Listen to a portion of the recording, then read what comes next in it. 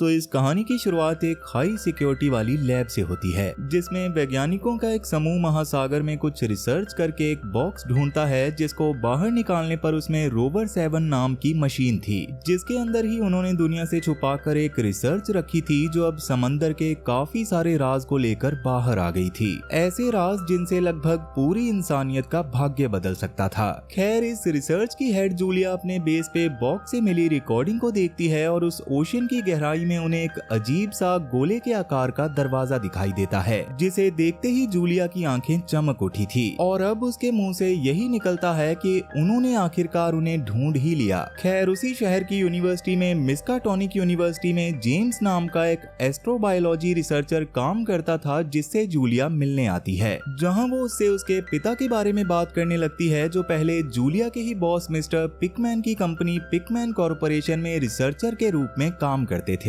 उस समय उनकी एक रिसर्च किन्हीं कारणों की वजह से पूरी ना हो सकी थी और उसी दौरान वो अचानक से गायब भी हो गए थे, जिसकी वजह से ही जेम्स हमेशा पिकमैन कंपनी को उल्टा सीधा बोलता रहता था। अब जैसे कि जेम्स खुद भी एक कामयाब रिसर्चर और एस्ट्रोबायोलॉजिस्ट होता है, जिसने काफी सारी बुक्स लिखी थी, और जैसे कि उसे अपने पिता के गायब होने की वजह से जूलिया और उसकी कंपनी से नफरत हो गई थी, इसलिए वो उससे ठीक से बात तक करने से मना कर देता है और उसे वहां से जाने के लिए कहता है। लेकिन तब वो उसे बताती है कि उसे एक बहुत ज्यादा खुफिया रिसर्च करने के लिए कुछ लोग चाहिए, जो आगे चलकर दुनिया के सामने एक बहुत बड़े रहस्य को उजागर करेंगे।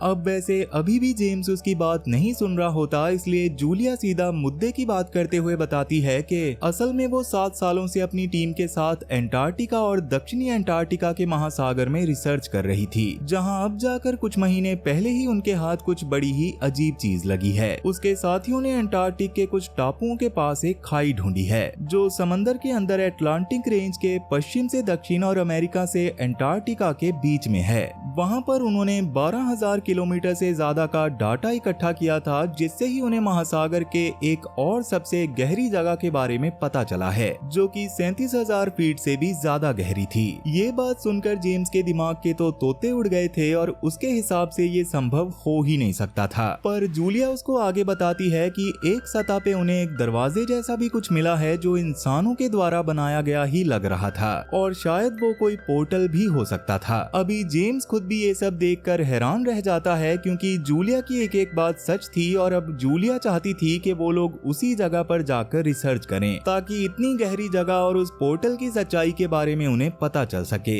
इसलिए अब अगले दिन ही जेम्स पिकमैन कॉर्पोरेशन हेडक्वार्टर्स में जाके पूरी टीम से मिलता है, जिसमें गॉर्डन, क्रिस्टीन, जोसेफ और हैंक शामिल थे, जिसमें से गॉर्डन लंदन में मौजूद पनडुब्बी बनाने वाली एक कंपनी का हेड था, जो दुनिया की मरीन लाइफ के बारे में जानने के लिए काफी मदद करती थी, और गॉर्डन की खुद की रिसर्च काफी अच्छी होने के कारण ही उसको टीम का लीडर बनाया गया था। साथ ही क्रिस्टीन एक मरीन बायोलॉजिस्ट और यूरोप के जीव विज्ञान विचार सभा की सदस्य थी। अब रही बात जोसेफ और हैंक की, तो जोसेफ सारे संचार उपकरणों का ध्यान रखने वाला था और हैंक वो इंजीनियर था जिसने प्रोविडेंस 3 नाम की पनडुब्बी को सिंथेटिक फॉर्म से बनाया था, जिसमें ही सब समंदर की सतह तक जाने वाले थे, और वो पनडुब्बी सिंथेटिक फॉर्म से बने होने के कारण 37,000 फीट की गहराई का प्रेशर भी आराम से झेल सकती थी। तब हैंक मिस्टर पिकमैन के साथ की मीटिंग में उस पनडुब्बी के बारे में बताते हुए सबको जानकारी देता है, जिसमें क्रिस्टीन का सवाल ये भी था कि आखिर उनको इतनी गहराई में जाकर ढूंढना क्या है, उनका वहाँ क्या काम है, और वहाँ जाने वाले उपकरण तो कभी वापस भी नहीं आए, तो क्या गारंटी है कि वो लोग जिंदा वापस आ जाएंगे। जिस पर हैंक बताता है कि वो अपनी पनडुब्बी को अच्छे से टेस्ट कर चुका है और उसका वहाँ जाना पूरी तरह से सुरक्षित है। जिसके बाद पिकमैन कहता है कि महासागर में बहुत सारे राज दफन है और उन्हें उन्हीं राज को ढूंढ के वहाँ से बाहर लाना है, क्योंकि अगर वहाँ किसी ने कोई दरवाजा बनाया है तो इसका मतलब उस दरवाजे के पीछे कुछ तो बहुत बड़ा छुपा है, क्योंकि वहाँ दरवाजा बनाना भी किसी आम इंसान के बस की बात नहीं है। अब मीटिंग खत्म होने के बाद सबको सोचने का समय दिया जाता है कि वो इस मिशन पर जाना चाहते हैं या नहीं। तब जाने से पहले पिकमैन जेम्स से कहता है कि उन्हें उसकी बहुत ज्यादा जरूरत है, क्योंकि जेम्स के पिता ने भी पिकमैन कॉर्पोरेशन के लिए बहुत कुछ किया था और यही उम्मीद उन्हें जेम्स से भी थी। खैर अब कुछ समय बाद सभी टीम मेंबर्स आपस में बात करते हुए इस मिशन के बारे में सोचते हैं, जिसके दौरान क्रिस्टीन थोड़ी सी परेशान थी, इसलिए वो अकेले जाकर खड़ी हो जाती है क्योंकि ये मिशन उसे सही नहीं लग रहा था। बेशक से पिकमैन ने पहले समंदर में कितनी ही रिसर्च क्यों ना की हो और लोगों को उससे समंदर के बारे में कितना कुछ ही क्यों ना पता चला हो, तब ये देखकर जेम्स उससे बात करने जाता है और तब उसे पता चलता है कि क्रिस्टीन का 7 महीने का बच्चा भी है जिसका नाम सैम था, और वो बस इसी वजह से डरी हुई थी क्योंकि अगर वो इस मिशन से वापस नहीं आ पाती तो उसके बेटे का जीवन बिना माँ के कैसे गुजरेगा। तब जेम्स भी अपने पिता के बारे में बताता है जिनके टाइम पे शायद कुछ चीजें सही से हुई ही नहीं थी, मगर अभी जेम्स खुद भी उस जगह के बारे में जानना चाहता था और वो अपनी तरफ से सब अच्छी तरह से करके सबको वापस लेकर आता। तब इससे क्रिस्टीन को भी हिम्मत मिलती है और वो मिशन पर जाने के लिए मान जाती है। अब इसके बाद 2 महीने बीत जाते हैं और अब तक सब पिकमैन कंपनी के अंटार्कटिका वाले बेस पर पहुंच गए थे जहां से उनका ये मिशन शुरू होने वाला था। इवन इन 2 महीनों में उन्होंने कड़ी ट्रेनिंग के साथ साथ समंदर के अंदर की चीजों के बारे में और भी बहुत कुछ सीखा था और अब वो मिशन पर जाने के लिए पूरी तरह से तैयार थे। वहीं दूसरी ओर लैब से जूलिया भी उन पर नजर रख रही होती है, जिसके दौरान वो सब पहले तो बोट से पनडुब्बी तक आते हैं, जिसमें जाने पे उन्हें पता चलता है कि उनके पास सिर्फ 20 घंटे का ही ऑक्सीजन था, जिसका मतलब था कि उन्हें 20 घंटे में इस मिशन को खत्म करके वापस भी आना था, जिसमें से 3 घंटे तो उन्हें समंदर की सतह से आने जाने में ही लगने वाले थे। इसी वजह से सब अपने मिशन के लिए उत्सुक तो थे, लेकिन कहीं न कहीं उनके मन में डर भी था कि अगर थोड़ी सी भी गड़बड़ हुई तो वो सब मारे जाएंगे। तब संचार उपकरणों और बाकी सुरक्षा चीजों की चेकिंग के दौरान हैंक मजाक में जेम्स से कहता है कि अगर ये पनडुब्बी डूब गई तो सब एक झटके में ही खत्म हो जाएगा। ये सुनकर जेम्स थोड़ा सा डर गया था, लेकिन हैंक हंसते हुए उसे बोलता है कि मैं बस मजाक कर रहा हूँ। अब सारी जांच पूरी होने के बाद पनडुब्बी आखिरकार पानी के नीचे जाती है, जिसमें पिकमैन ने खुद भी उनके साथ नीचे जाने का फैसला किया था और उनके इस मिशन को शुरू करते ही एक वर्ल्ड रिकॉर्ड सेट हो गया था, क्योंकि इससे पहले किसी ने इतना नीचे जाने की सोची ही नहीं थी। खैर अभी वो लोग धीरे धीरे नीचे जा रहे होते हैं और इसी बीच हैंक जेम्स को रोवर के बारे में बताता है, जो कि सतह पे जाके पनडुब्बी से निकलकर आगे छोटी जगहों में जाएगा, जिसको चलाने का काम जेम्स का ही था। खैर अब नीचे आने पर जब वो लोग उस डोरवे के पास जाते हैं तो वहाँ का नजारा देख के उनके होश उड़ जाते हैं, क्योंकि नीचे एक बड़े से घर के बराबर का इंसानों द्वारा बनाया गया स्ट्रक्चर था, जिसपे बहुत ज्यादा डिटेलिंग की गई थी और उसमें ही एक गोलाकार दरवाजा भी था। अब उस स्ट्रक्चर के सामने आते ही पनडुब्बी में खराबी आने लगती है, जिससे वो बंद होने लग गई थी, जो देखकर गॉर्डन जल्दी से इमरजेंसी पावर का इस्तेमाल करके उसे सही करता है, मगर इसी दौरान उनके संचार उपकरणों ने भी काम करना बंद कर दिया था, जिसकी वजह से उनका कनेक्शन जूलिया और उसके साथियों से भी टूट चुका होता है। तब वो लोग डोरवे के अंदर जाकर जैसे तैसे अपनी पनडुब्बी को सही करते हैं, पर अभी भी जूलिया और उसके साथियों से उनकी बात नहीं हो पा रही थी। वहीं पिकमैन पनडुब्बी में इधर उधर घूम रहा होता है, जिसके दौरान उसे एक जगह से पानी अंदर आता हुआ दिखाई दिया था। वहीं गॉर्डन भी काफी परेशान हो गया था, क्योंकि अभी उनके उपकरण सही से काम नहीं कर रहे थे और उन्हें ऊपर जाने के लिए थ्रस्टर्स को चालू करने की जरूरत थी। साथ ही नीचे प्रेशर ज्यादा होने की वजह से पनडुब्बी पर जोर भी पड़ रहा था और उसी वजह से उन्हें पनडुब्बी में से वजन कम करने की भी जरूरत थी। लेकिन तब वो जैसे तैसे खुद को संभालता है, क्योंकि अब अगर वो यहाँ तक आ गए थे और अब तक वो जिंदा थे तो वो किसी भी हाल में वापस तो जाकर ही रहेंगे।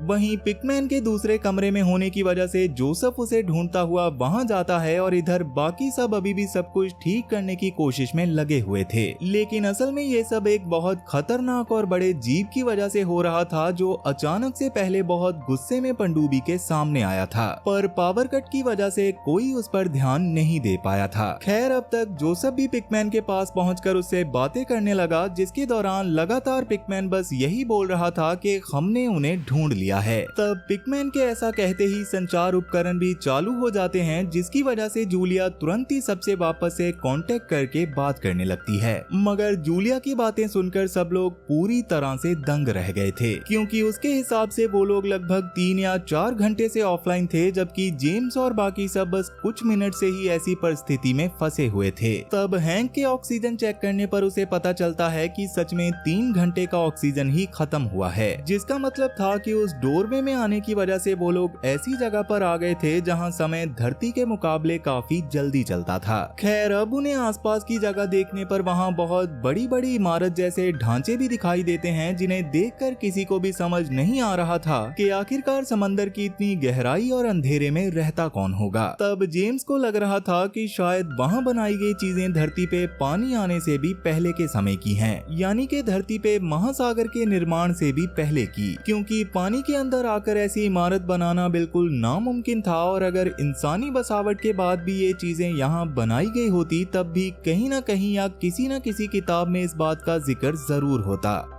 अब वो लोग इस बारे में बात कर ही रहे थे कि तभी उनकी नजर नीचे मौजूद किसी बहुत बड़े जीव के शरीर पर पड़ती है, जो दूर से देखने पे तो मरा हुआ लग रहा था, जो देखकर पहले तो किसी को ऐसी चीज पर भरोसा ही नहीं होता। लेकिन बाद में जेम्स हिम्मत करते हुए जैसे तैसे उस जीव के टिश्यूज के सैंपल लेने का फैसला करता है, जिसके लिए वो रोवर के जरिए नीचे जाने लग गया था। जहाँ जाने के बाद वो उस जीव के शरीर को देखकर हैरान रह जाता है, क्योंकि उसके सामने वो लगभग किसी मक्खी जितना बड़ा लग रहा था और उस जीव की शक्ल किसी बहुत बड़े ऑक्टोपस जैसी थी, जो देखकर सब लोग और ज्यादा हैरान हो गए थे, जिसे देखकर उन्हें समझ ही नहीं आ रहा था कि आखिरकार ये प्रजाति किसकी है और क्या ये यहाँ इतने समय से अकेला ही था। तब जेम्स उस जीव की बॉडी का टिश्यू सैंपल लेने के लिए उसकी स्किन में ड्रिल करने लगता है, लेकिन तभी अचानक से सब जगह हलचल होना शुरू हो जाती है और क्रिस्टीन को ऐसा लगता है जैसे उस जीव का शरीर हिल रहा हो, जिससे वो परेशान होकर तुरंत इस बारे में सबको बताती है, मगर सबको ये बस उसका वहम लग रहा था। पर इसके बावजूद क्रिस्टीन उस शरीर को स्कैन करके जेम्स को वापस आने को कहती है और सबको दिखाती है कि वो जीव जिंदा है, पर उसके बाद भी किसी को उस पर यकीन हो ही नहीं रहा था। अब वैसे अब तक जेम्स ने भी टिश्यूज का सैंपल कलेक्ट कर लिया था, जिसके बाद वो वापस आने ही वाला होता है, मगर उतने में ही वो जीव दर्द से गुस्से में जाकर खड़ा हो चुका था, जिसके असली आकार को देख के सबकी आंखें फटी की फटी रह जाती हैं।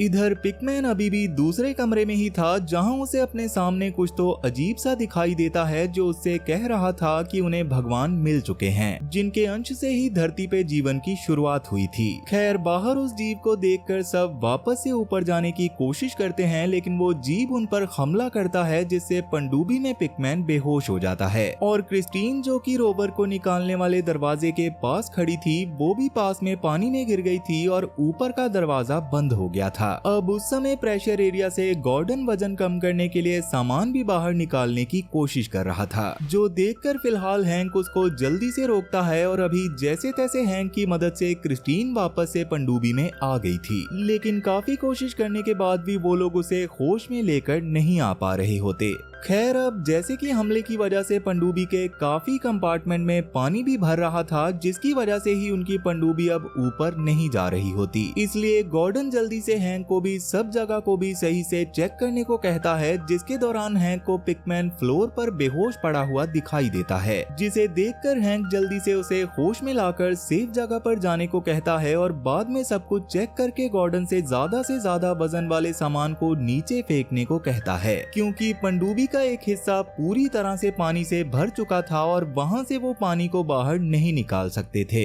तब गॉर्डन कुछ समय जेम्स का भी इंतजार करने को कहता है, क्योंकि उसको लिए बिना वो ऊपर जाने की कोशिश भी नहीं कर सकते थे। लेकिन उसी बीच हैंक वाले रूम में भी ज्यादा पानी आने की वजह से उसका गेट अपने आप ही बंद हो जाता है और हैंक अंदर ही फंसा रह गया था। तब उसे गेट के दूसरी तरफ पिकमैन दिखाई देता है, जिससे हैंक गेट खोलने को कहने लगता है, मगर पिकमैन उसकी बात नहीं मानता, जैसे वो इस वक्त किसी और के वश में हो, जिसकी वजह से पानी में डूबने से हैंक की मौत हो जाती है। दूसरी ओर जोसेफ गिरकर जख्मी हो जाता है और गॉर्डन जेम्स को जैसे तैसे पनडुब्बी के अंदर ले आता है, जहां क्रिस्टीन की हालत देखकर जेम्स काफी गुस्से में सबके ऊपर चिल्लाना शुरू कर देता है, क्योंकि सबने बस थोड़ी सी कोशिश करके क्रिस्टीन को मरने के लिए छोड़ दिया था, जिसके साथ साथ जेम्स को रोना भी आ रहा था। पर अभी वो खुद जाकर जल्दी से क्रिस्टीन को CPR देना शुरू कर देता है, जिससे पहले तो उसको कोई फायदा नहीं होता, लेकिन बाद में किस्मत से क्रिस्टीन की सांसें फिर से चलने लगती हैं क्योंकि असल में वो मरी नहीं थी, बस उसके फेफड़ों में पानी भर गया था। खैर, अब होश में आने के बाद क्रिस्टीन रोते हुए जेम्स को हग कर लेती है, जिसके दौरान जेम्स भी उसको संभाल ही रहा था कि तभी जोसेफ और गॉर्डन उसके पास आकर उसको बताते हैं कि हैंक मारा जा चुका है। अब वैसे तो ये परेशान करने वाली बात थी, मगर इसके अलावा एक दिक्कत और थी कि उनके पास बस 3 घंटे का ही ऑक्सीजन बचा था, जिसका मतलब था कि उन्हें कुछ भी करके 3 घंटे में पानी के ऊपर पहुंचना ही होगा। खैर, उतने में ही पिकमैन वहां आकर जेम्स के लाए गए सैंपल को देखता है और कहता है कि भगवान उन्हें बुला रहे हैं और उन्हें अभी इस सैंपल को देखना पड़ेगा, जिस पर अभी के लिए जेम्स उसे ऐसा करने से मना करता है, लेकिन पिकमैन अपने होश में ना होने के कारण जेम्स की बात नहीं मानता और उस सैंपल की चेकिंग करना शुरू कर देता है। पर तभी उस सैंपल में से एक टेंटिकल निकलने लग गया था, जिससे सब लोग बुरी तरह से डर जाते हैं, जिसकी वजह से सब लोग कहते हैं कि जब तक वो लोग सरफेस पर नहीं पहुंच तब तक वो लोग उस सैंपल से दूर रहेंगे। इतना बोलकर क्रिस्टीन सबको बाहर ले आई थी और उसने लैब को लॉक कर दिया था। फिर इसके कुछ समय बाद जोसेफ अकेले में जूलिया से बात करता है, जिसको जूलिया ने एक बहुत ही खास काम से नीचे भेजा था। दरअसल जूलिया खुद भी किसी भी हाल में उस सैंपल को हासिल करना चाहती थी और जोसेफ का काम ये था कि अगर किसी भी वजह से सैंपल को लाने में कोई दिक्कत हो रही हो तो जोसेफ बेशक से सभी लोगों को जान से मार दे, लेकिन उसे सैंपल को ऊपर लाना ही पड़ेगा। इधर पिकमैन वापस से उस सैंपल के पास जाता है, जिस समय सैंपल खुद भी इशारे से उसको अपने पास बुलाने लग गया था। तब पिकमैन उसके पास जाकर अपने सारे कपड़े उतार देता है और वो सैंपल का हिस्सा उसके शरीर से खुद को जोड़ना शुरू कर देता है। दूसरी ओर जेम्स और क्रिस्टीन जब आपस में बात करते हैं तो जेम्स को पता चलता है कि असल में क्रिस्टीन को वहां आने के बाद से वहम भी होने लग गए थे, क्योंकि असल में वो पानी के पास सैम को ही देखकर वहां गई थी, पर उसके बाद वो पानी में गिर गई। तब जेम्स को भी याद आता है कि उसे भी सैंपल लेते समय अपने डैड की आवाज आ रही थी, मगर ये सब बस उन दोनों का वहम था। वहीं गॉर्डन को अचानक पिकमैन और जेम्स के पिता की लास्ट रिसर्च मिशन की बातें सुनाई देने लगती हैं, जिसका मतलब था कि असल में वो पहले ही वहां पर आ चुके थे और पिकमैन को इस जगह के बारे में पहले से ही बहुत कुछ पता था, मगर उसके बाद भी उसने किसी को इसके बारे में कुछ नहीं बताया। इसी बीच अचानक जोसेफ आकर गॉर्डन पर हमला कर देता है और वहीं क्रिस्टीन जेम्स के साथ लैब तक आती है, जहां अब तक वो सैंपल्स बर्बाद हो चुके थे। तभी जोसेफ वहां आकर उन्हें बताता है कि असल में वो जीव जिन्हें पिकमैन इतने समय से भगवान कह रहा था, वो काफी समय से वहां पर सोए हुए थे। असल में पिकमैन का मकसद उनके सैंपल लेकर जाना नहीं बल्कि उन्हें जगाना था। इवन अब पिकमैन के ऊपर उन्होंने ही कब्जा कर लिया था, जो किसी को भी वहां से जाने नहीं देने वाले थे।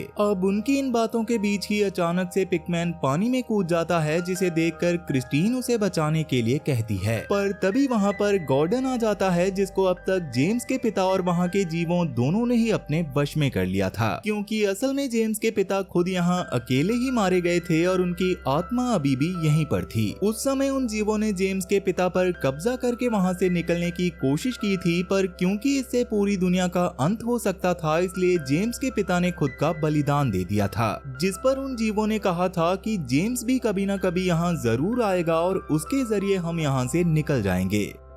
वैसे तो जेम्स के पिता को ये सच नहीं लग रहा था, मगर अभी वहाँ पर वैसा ही हो रहा था और जैसे कि जेम्स के पिता नहीं चाहते थे कि ऐसा कुछ हो, इसलिए वो गॉर्डन के शरीर से आसपास की सब चीजों को तोड़ना शुरू कर देते हैं, जिससे टीम का कनेक्शन जूलिया से भी टूट गया था। जिसके तुरंत बाद ही वो जेम्स और क्रिस्टीन पर भी हमला करने की कोशिश करने लग गया था, जिससे लड़ते और बचने के चक्कर में जेम्स बेहोश होकर नीचे गिर जाता है। तब गॉर्डन क्रिस्टीन को खत्म करने ही वाला था, पर उतने में ही वहां पर जोसेफ वापस आकर गॉर्डन को शूट करके खत्म कर देता है, जिसके बाद जोसेफ खुद क्रिस्टीन को मारने की कोशिश करने लगता है, जिसके दौरान पहले क्रिस्टीन पास में पड़ी कुल्हाड़ी उसके पैर पर मारती है और बाद में जेम्स को बचाने जाने की कोशिश करने लगती है, जहां रास्ते में सब जगह एक चिपचिपा लार जैसा तरल पदार्थ पड़ा हुआ था। पर अभी उसको नजरअंदाज करके जेम्स और क्रिस्टीन सीधा रोवर के पास जाते हैं, क्योंकि वो दोनों रोवर के जरिए ही वहां से निकलना चाहते थे। लेकिन अब सबसे बड़ी दिक्कत ये थी कि रोवर में बस एक इंसान ही बैठ सकता था, इसलिए जेम्स क्रिस्टीन को उसमें बिठा देता है और खुद जाकर उन सैंपल्स के बचे हुए अंश बर्बाद करने लगता है।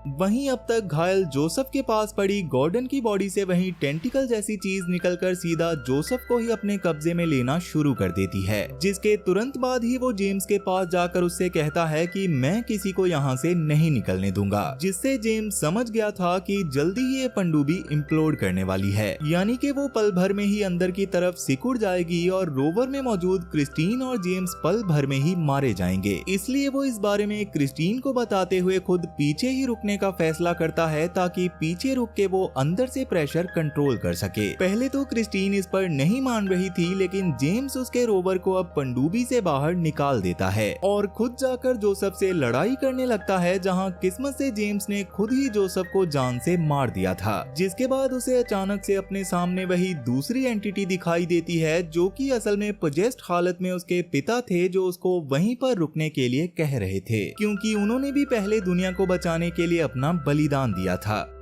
खैर, अब इसके बाद कहानी सीधा 2 दिन आगे आती है, जहां क्रिस्टीन को सीधा हॉस्पिटल में होश आता है, जहां उठते ही वो जूलिया पर गुस्सा करने लग गई थी, क्योंकि जूलिया खुद भी सब जानती थी, पर उसके बाद भी उसने सबको नीचे मरने के लिए भेज दिया था। और सबसे बड़ी बात ये थी कि असल में उन जीवों को उस डोरवे में बंद इसीलिए किया गया था ताकि वो बाहर आकर इंसानियत को नुकसान ना पहुंचा सके, पर इसके बाद भी जूलिया और पिकमैन उन्हें वहां से निकालना चाहते थे। अब इस बारे में क्रिस्टीन बोल ही रही थी कि तभी उसे एहसास होता है कि उसके पेट में कुछ तो हलचल हो रही है, जिसके अगले ही पल उसे याद आता है कि पनडुब्बी में मौजूद उस लार जैसे तरल पदार्थ को उसने छुआ था, जिसकी वजह से वो गॉड वायरस से इन्फेक्ट हो गई थी। और वही जीव अगले ही पल उसके पेट को फाड़कर बाहर आ जाता है, जिसका मतलब था कि उस लार की वजह से एक छोटा सा अंश क्रिस्टीन के शरीर में आ गया था, जिसने क्रिस्टीन के होश में आते ही खुद को वापस से बड़ा कर लिया और क्रिस्टीन के शरीर से निकलकर इंसानों की दुनिया पर कब्जा करने आ गया।